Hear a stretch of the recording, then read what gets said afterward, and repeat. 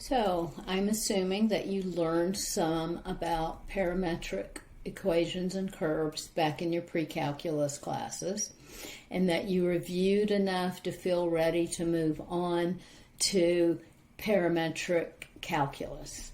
So our goals: compute first and second derivatives, find the equation of a tangent line at a given point, find where the curves are horizontal and tangent, so horizontal and vertical tangent lines, and compute arc length. Those are our goals. So, first thing you need for a tangent line is a slope, and the slope is the derivative. So we want a dy dx. So if we have some y and x that are both functions of t, x is equal to f of t and y is equal to g of t, y can also be thought of as a function of x.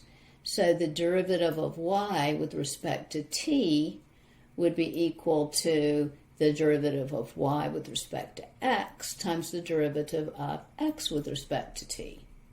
So dy dx would be equal to the derivative of y with respect to t divided by the derivative of x with respect to t. So you can think of it as canceling. It's kind of like you're canceling those dt's there, but you're really not. It just will help you to remember. So it's just the derivative with respect to t on top, derivative of x with respect to t on the bottom. So when you're looking for horizontal tangents, that's when the derivative is equal to 0. So that happens if the numerator is 0, assuming the denominator is not. You're looking for vertical tangents. That's going to happen when the denominator is equal to 0, assuming the numerator is not. If they're both equal to 0, then you're going to have to look at the limits, and we'll explore that later. Second derivative, a little more complicated. You have to take the derivative of the first derivative and then divide it by dx dt, because we're integrating with respect to t, and we're thinking of this first derivative as a function of x. So first you find the second derivative of it, and then you divide by dx dt. Let's practice.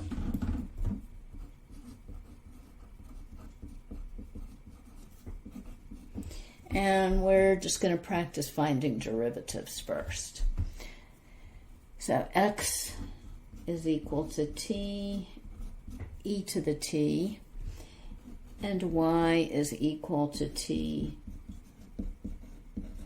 plus sine of t. So dy dx would be equal to dy dt divided by dx dt. dy dt would be 1 plus cosine of t, and dx dt, this is a product rule. Derivative of t is 1 times e to the t plus the derivative of, or t times the derivative of e to the t.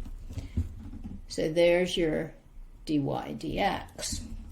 Now if you want the second derivative, you're going to have to do the quotient rule on this thing and then divide by dx dt. So this is the second derivative. Actually, it's y primed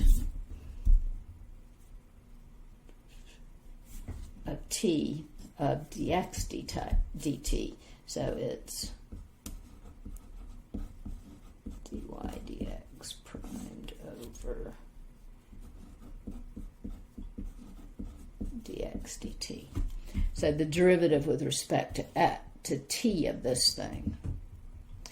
Okay, I'll spit it out correctly eventually. the derivative of dy dx with respect to t divided by the derivative of x with respect to t. So, quotient rule, it's low. I'm going to go to the next row. It's low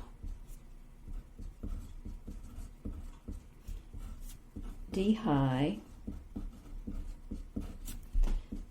plus high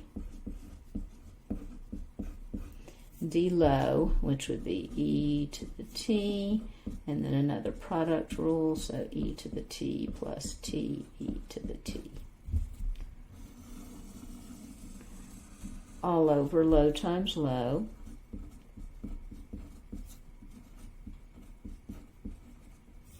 And then divided by e to the t plus t e to the t, because that was the derivative of x with respect to t. You could simplify this some if you wanted to. Looks like I have negative sine of t times e to the t plus t e to the t. And then I have minus 1 plus cosine of t times 2e to the t plus t e to the t. All of that divided by e to the t plus t e to the t cubed, because I have squared, times first power, which gives me cubed. Went ahead and wrote b down. X is equal to sine pi of t, y is equal to t squared plus t, and we're asked to find the tangent at the point 0, 2. Well, we need to know a derivative, so let's do that first. dy dx.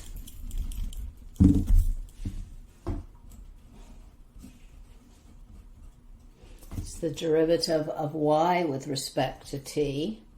So 2t plus 1, living on top of the derivative of x with respect to t, which would be pi cosine pi t. Well, that was easy. But we're given an x and a y value, and we need to figure out the t that creates that x and y value. So we'll set 0 equal to sine of pi t. Well, that means that if sine of pi t is equal to 0, that means that t is equal to any integer.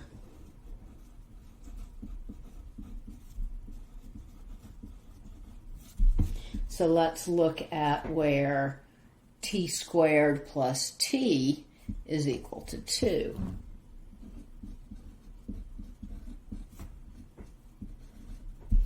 Then t squared plus t minus 2 is equal to 0. So t, two numbers whose product is negative 2, whose sum is positive 1. T is equal to negative 2, or t is equal to 1. So let's figure out what my slope is if I let t be equal to negative 2. T equals negative 2 dy dx at t equals negative 2 would be equal to negative 4 plus 1 over pi times the cosine of negative 2 pi, so that would be negative 3 over negative pi, which is 3 over pi, which means my tangent line would be y minus my y coordinate is equal to slope times x minus my x coordinate. Let's see what we get if I let t be equal to 1. Then I have dy dx x evaluated at t equals 1 would be 2 times 1 plus 1, which is 3, over pi times the cosine of 3 pi. And let's see, cosine of 3 pi is equal to positive 1, because 2 pi, actually 3 pi would be negative 1. So this is negative 3 over pi. This one would be positive 1, because cosine of negative 2 pi is back to 0. So this one is positive. So the slope is negative, negative, and this slope is negative. We get the exact same slope. I know, you were out there telling me I had the sign wrong on there. So y minus my y coordinate is equal to slope x minus my x coordinate. Now I'm going to plug this into Desmos and see what it looks like. We ended up with the exact same tangent line both ways. And I thought I'd talk you through how I put parametric equations into Desmos. First thing I do is f of x is equal to my x function, so that was sine of pi x. Then g of x is equal to my y function, which was x squared plus x. Then I turn those off because I don't want to see those. Then I make an ordered pair for f of t, y of t. F of t, g of t. There we go. And it looks something like that. That's not quite long enough because I need more than that. So I'm going to just go with negative 5 to 5.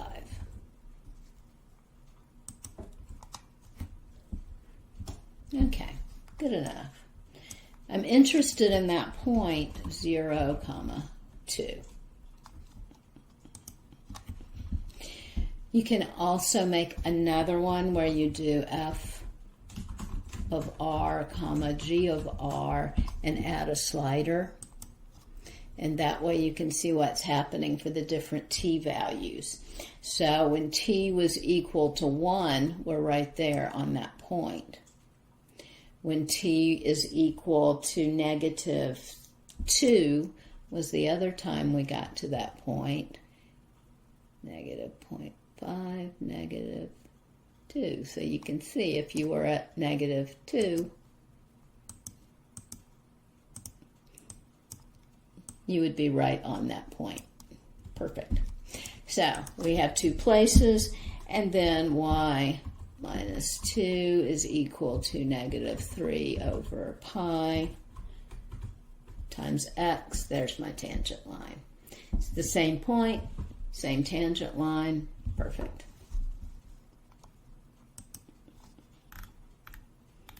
Okay, let's look at example 1. We have a curve defined by parametric equations. We want to show that it has 2 tangents at the point 3, 0 and find their equations. Figure out when it is horizontal and vertical, and then determine where the curve is concave up and concave down. So we got a lot of work to do on this one. I need a new sheet of paper. First thing I'm going to do is compute my derivative. So dy dx is 3t squared minus 3, and the derivative of x is just 2t. Then I need to figure out what my t's are at the point 3, 0. So x is equal to 3, so t squared is equal to 3, which implies t is equal to plus or minus the square root of 3. So I have 2 potential t's let's see if y narrows it down any. Y is equal to 0 equals t cubed minus 3t implies that t times 3 minus t, or t squared minus 3 is equal to 0.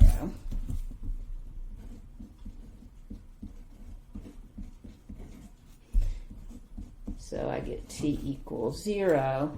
Well, that won't work for the x coordinate, or t squared equals 3. So t is equal to plus or minus square root of 3. I have two t's, so I'll have to do them both. dy dx evaluated at t equals square root of 3. Well, that would give me 3 times 3 squared is 3 minus 3 over 2 times the square root of 3. 9 minus 3 is 6 over 2 times the square root of 3, which is really just 3 over the square root of 3. So y minus my y coordinate, and my point was 3, 0. Write it down. Y minus my y coordinate is equal to slope x minus my x coordinate. And let's look at dy dx when t is equal to negative square root of 3. I have 3 times negative square root of 3 squared is 3 minus 3 over 2 times negative square root of 3, which would be 6 over negative 2 square root of 3. So negative 3 over the square root of 3. So y minus 0 is equal to negative 3 over the square root of 3 times x minus 3. So here are my two tangent lines. Let's plug them into Desmos and get a look at them. And there's the pretty Desmos picture. You can see they do that little cross thing there at the point, and that is where t is square root of 3. It's the point 3, 0. So we have one tangent line with positive slope. We have one tangent line with negative slope. Okay, what's next? We want to find the points where that tangent is horizontal or vertical. So, horizontal, we look at when dy dt is equal to 0. So 3t squared minus t minus 3 is equal to 0. So 3 times t squared minus 1 is equal to 0. So t squared is equal to 1. T is equal to plus or minus 1. So that means we have x is equal to 1 squared. Y is equal to 1 cubed minus 3 times 1. So that gives me the point 1, negative 2. And then I have x is equal to negative 1 squared. And y is equal to negative 1 cubed minus 3 times negative 1, which would be 3 minus 1. So 1, 2, and let's go back to Desmos and see those points. It's the point 1, comma, negative 2, 1, comma, negative 2, and the point 1, comma, 2. And yeah, you can just eyeball those and see that that is the location of horizontal tangents. Now I'm expecting a vertical tangent at the point 0, 0 at the origin. So let's see if we're correct.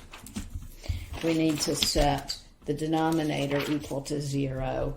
So to t equals 0 when t is equal to 0, and then x is equal to 0 squared, and y is equal to 0 cubed minus 3 times 0, which is indeed the origin. Now let's look at that second derivative so we can determine concavity. First derivative was 3t squared minus 3.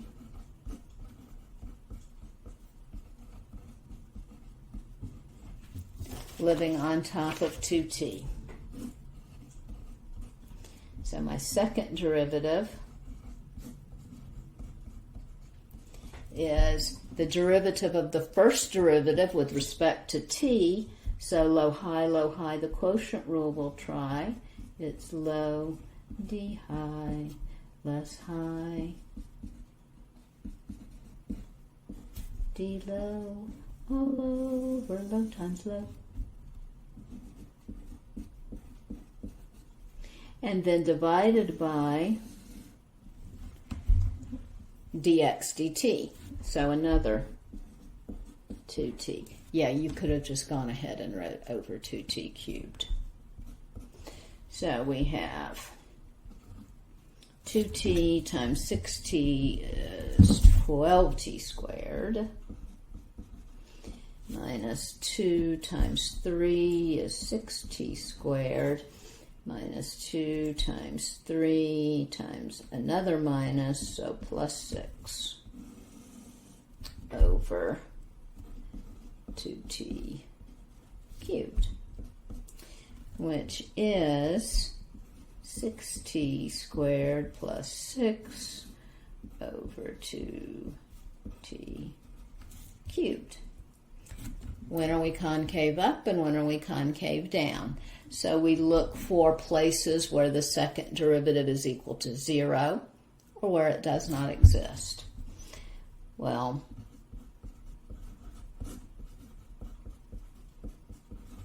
equals 0 when the numerator equals 0, so that's never. It does not exist when the denominator is equal to 0, so that's when t equals 0. This numerator is always positive. The denominator is positive when t is positive and negative when t is negative. So it's concave up for t greater than 0, concave down for t less than 0. So let's see what that means on my pretty picture here. So right here, let's turn those tangent lines off. And turn those points off. So if my t is negative, then I'm concave down. As soon as my parameter is positive, I'm concave up. Exactly like we figured. We did good. Okay. Example 2 asks us to find the tangent to the cycloid x equals r theta minus sine theta, y equals r times 1 minus cosine theta at the point where theta is equal to pi thirds. So cycloid looks like that. It's like a bouncing ball. And r is how big the little humps are. So let's just find the derivative first.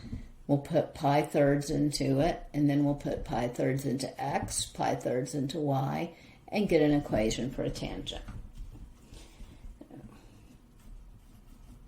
Y dx is equal to r times the derivative of 1 minus cosine would just be negative of negative sine,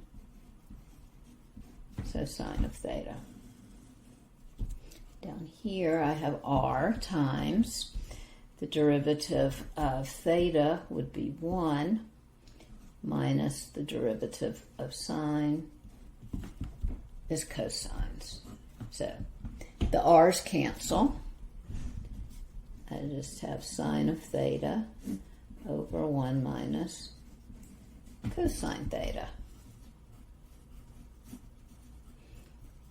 dy dx evaluated at theta equals pi thirds would be equal to sine of pi thirds over 1 minus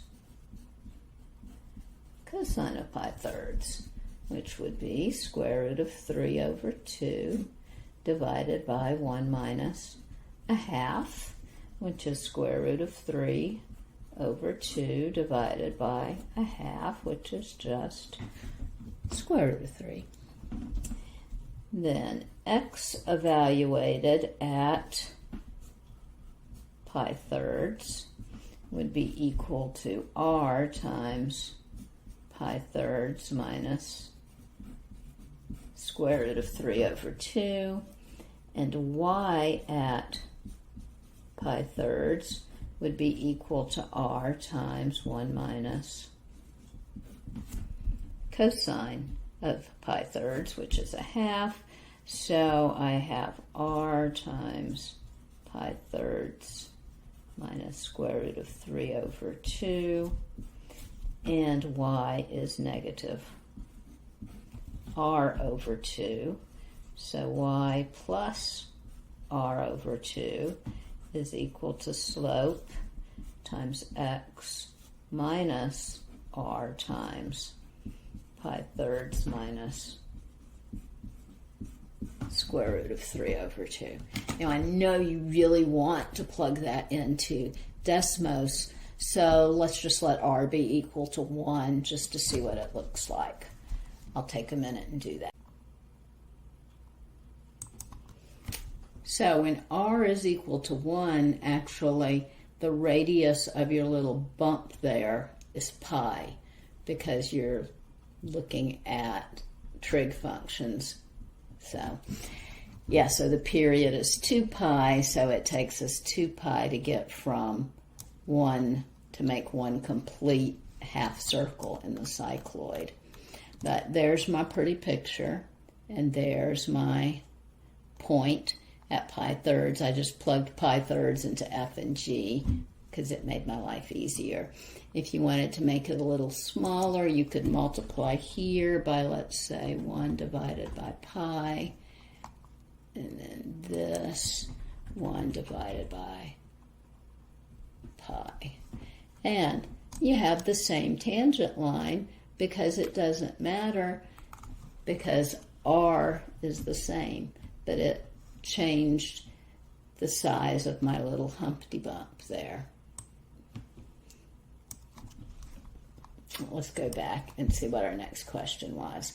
At what points is the tangent horizontal and when is it vertical? So looking at our picture, we kind of know when the tangent is horizontal and when it's vertical. Let's go back and get rid of this.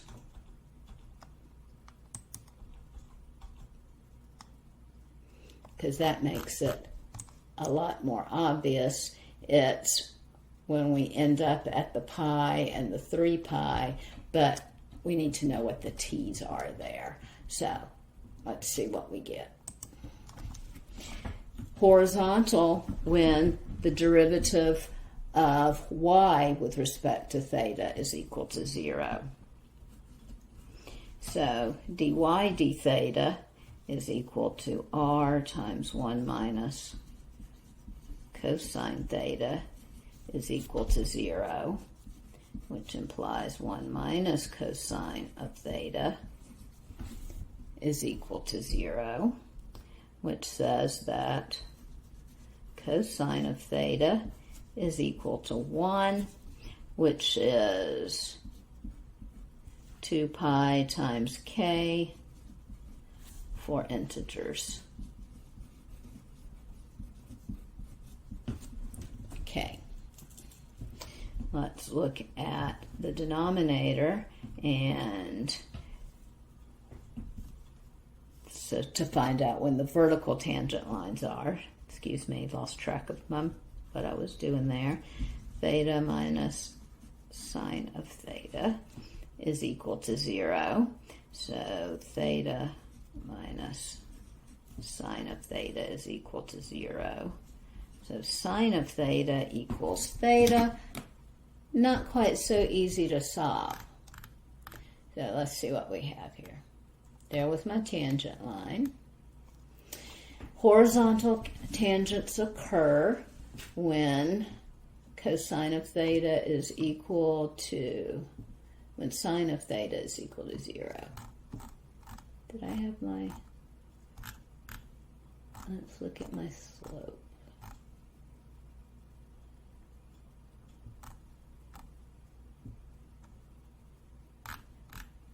I was looking, no, I wasn't looking at the wrong thing. Yes, I was. I said cosine, 1 minus cosine.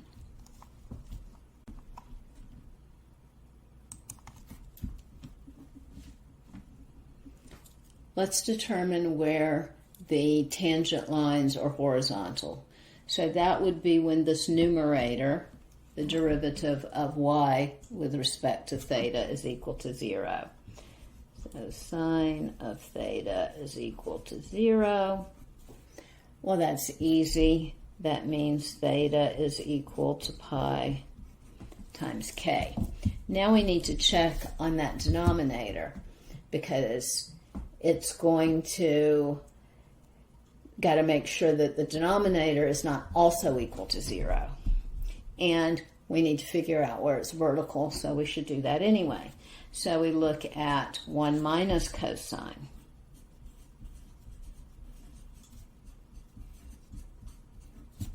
That means theta is, well, that means that cosine of theta is equal to 1, which means that theta is equal to 2 pi k. So far, we know for odd intervals, odd integers multiplied by pi, we have horizontal tangents.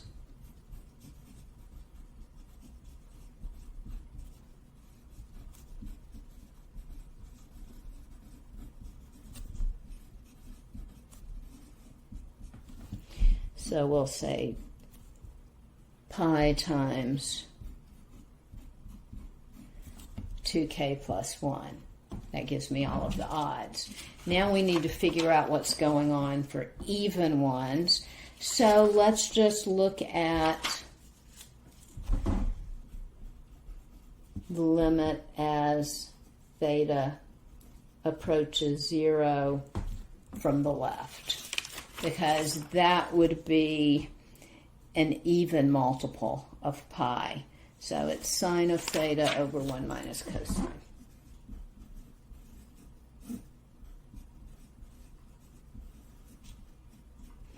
Well, we know it's 0 over 0. It's an indeterminate form. So let's ask L'Hopital for help. Limit as theta approaches 0 from the left. Derivative of sine is cosine. Derivative of 1 minus cosine would be positive sine. So now I get 1 over 0, and we're approaching from the left, so sine is going to be approaching 0 from the left. Sine is going to be negative, cosine is 1, so this is going to negative infinity, which implies vertical tangent line. If we did it from the other side, we would get positive infinity, so again, a vertical tangent line. Limit as theta approaches 0 from the right over 1 minus cosine of theta is positive infinity. So we have vertical tangent lines at even multiples of pi. We have horizontal tangent lines at odd multiples of pi. And I do have the pretty picture here. So here is where we would have odd multiples of pi, and here's where we have even multiples of pi. Alrighty. Find the points on this curve where the tangent is horizontal or vertical. Let's go with vertical instead. And okay, that one came out kind of cool. I set dy dt equal to 0 and got 0 and 2. That gave me the points 0, 0, and 2, negative 4. So I found this horizontal tangent line and this horizontal tangent line. And then I set dx dt equal to 0, and I got plus or minus 1. So I put 1 in, and I got this vertical tangent line.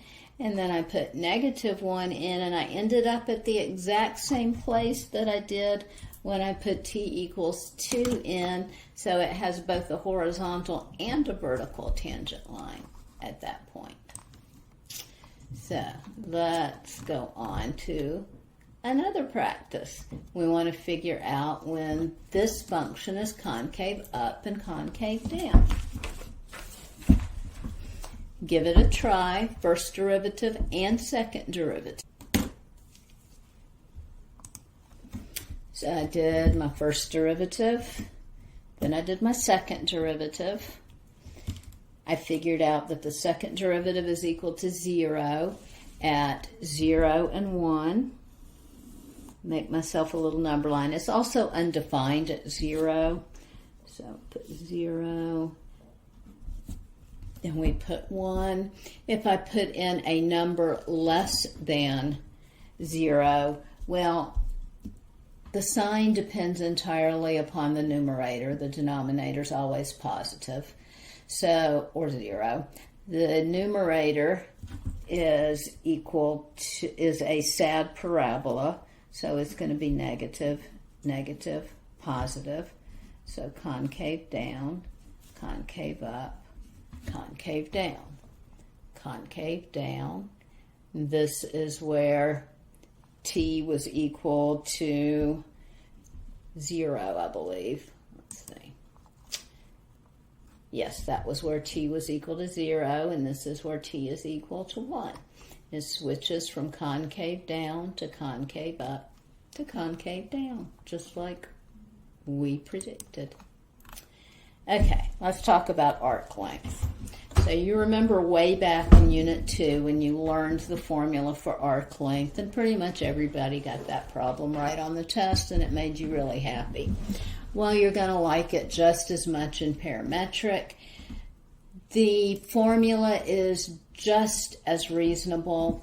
You can go through and look at your parametric formulas, but when it all gets simplified, you end up with the integral as the parameter goes from alpha to beta, dx dt squared, dy dt squared, underneath a radical. Easy stuff. Let's look at a practice problem. Set up the integral to find the length of the curve, and you can use your calculator to evaluate it. So, arc length.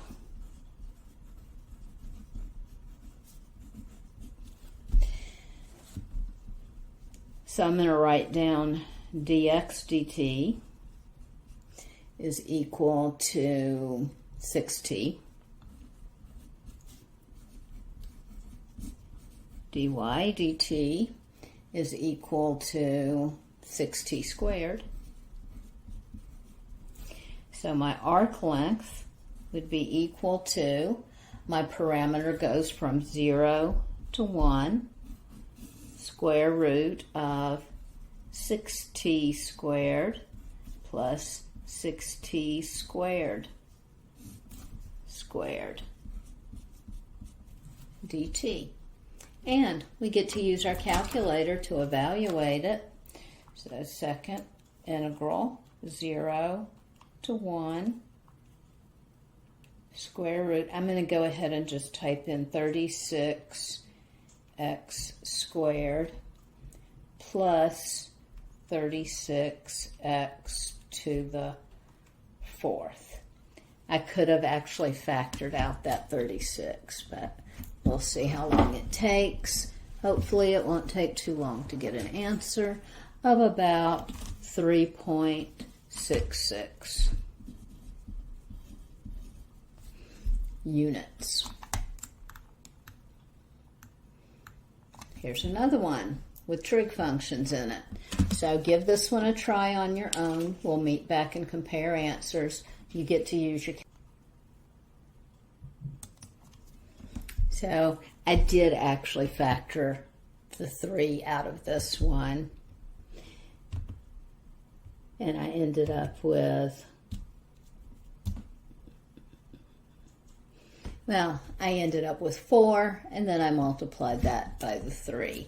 So I'm thinking some nice simplification went on in there, and I end up with just 12 for my arc length. And that is all we have for today. So memorize that arc length formula, practice with those derivatives, finding when they're horizontal and vertical, and writing equations of tangent lines, and you got this.